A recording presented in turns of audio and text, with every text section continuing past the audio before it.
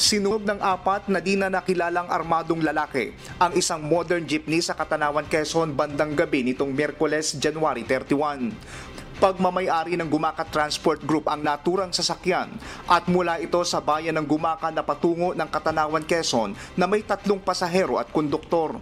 Ayon sa inisal na investigasyon ng Katanawan Municipal Police Station, bandang alas 7:30 ng gabi nang pinara ng mga suspect na nakabonet ang sasakyan habang binabaybay ang National Road patungong poblasyon ng Katanawan.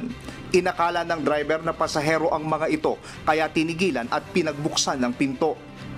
Ayon pa sa driver, sinabi ng isa sa suspect na hindi ito hold up, bumaba at tumalikod na lang kayo.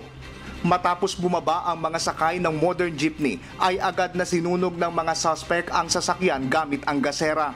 Ayon sa pamunuan ng Gumaca Transport Group, nauna na silang nakatanggap ng pananakot, ngunit binaliwala lang nila ito at hininalang hindi totoo.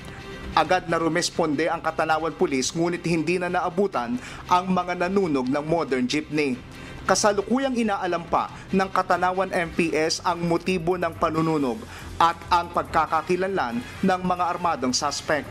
Japet Cablayda, UNTV News and Rescue. Diyos ang aming sandigan, serbisyo publiko ang aming pinahahalagahan.